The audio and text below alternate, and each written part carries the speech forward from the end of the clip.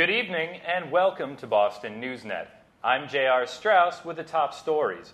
Joining me once again is America's favorite mouthy drunk, Kristina Smarz. Hello, ladies and gentlemen. Ever wondered just what's lapping up against the shores of Boston Harbor? You mean other than sewage and the last guy who tried to steal Whitey Bulger's parking space? Well, Kristina, according to the Boston Herald, there are a few more reasons to get as many shots as you can in case you accidentally fall Or get pushed? in. Citing a report from the EPA, Suffolk Downs, local racetrack and graveyard of dreams, has been ordered to reduce the runoff of horse manure, urine, bedding material, and stable wash water that's flowing into Boston Harbor via a nearby creek. Whoopee. In his report of materials entering storm sewers and discharge outlets, one inspector noted manure wastes and highly turbid brown runoff. Turbid. You know, my cousin Tina just married a guy named Akmar, and he wears a turbid. And it's brown, too. No word yet if the EPA plans on regulating the State House, which has been dumping record amounts of horse shit on Boston for decades. Wah, wah, wah. Thank you. I got that out of a joke book.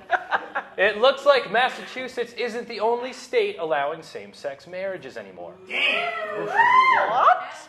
On Thursday, California Supreme Court overturned a ban on gay marriage, allowing people in places like San Francisco and Los Angeles a chance to be just as miserable as their straight counterparts. But don't worry, Massachusetts, we're still famous for our chowder, which, by the way, is whatever's on the it's not right on the teleprompter. I don't know what that is. I've never seen that. No, there is. We are going to do Sting, yeah. Okay, but yeah. But I can't read that. There's no words on it. Yes, there are. See those letters? Yeah. Yeah, okay, well, those are words. Right. Sorry, I was thinking of something else.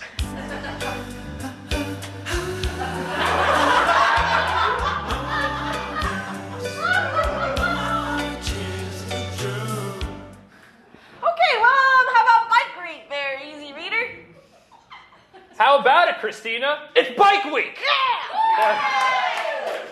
A time when the Bay State celebrates its local bicycle enthusiasts. Unlike the other 51 weeks when we're trying to run them down in intersections. The cities and towns across Massachusetts will participate in events that focus on bike riding as a green alternative to commuting or making short trips. Here's Mayor Tom Menino taking part in last week's festivities. And here he is, racing a Chinese torch carrier. Hooray, America! That's him. The Division of Marine Fisheries halted shellfish harvesting Thursday after tests revealed the presence of red tide algae. While the algae produces toxins in bivalves, it is not dangerous to lobsters, crabs, or scallops. But it does make them irritable, bloated, and crampy.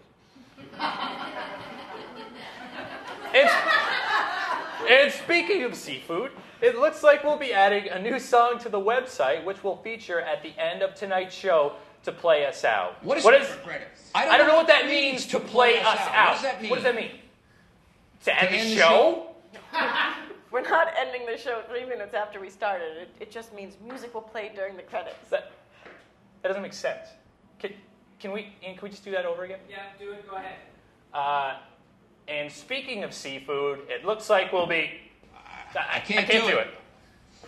We'll do it. We're live. We'll do it. We're live! Fuck it! Do it live! I can do I'll it. write it! And we'll Do it live! Fucking thing sucks! Okay, in 5, 4, 3. In a battle to take preeminence as the most blatantly dick joke-inducing news item of the week, the Boston Globe has printed a story about Somerville resident Janie Owens' missing rooster, which barely edged out a story on the proposed 1,000-foot hub tower that the FAA claimed would be so big as to be a distraction. To show just how we picked this story, co-anchor Kristina Smarz will read quotes from it. For viewers not associated with subtlety, the word rooster has been replaced with a popular colloquial noun. Somerville Police Sergeant Jerry Reardon said his officers don't search for missing pets, but he understands Owen's pain. If someone took my cock, I would want people looking for it, he said. He was just like a dog. You could pet him. You could pick him up. He really loved people. And finally, Sarah McClellan, a neighbor from a few blocks away who saw an item about the missing bird, called in the Somerville Journal, called Owen yesterday to say 2 men stopped by her house with the cock last week. They asked her for a box and said they found the cock. Not a common sight in Somerville on a nearby street. You're not going to eat it, are you? McClellan said.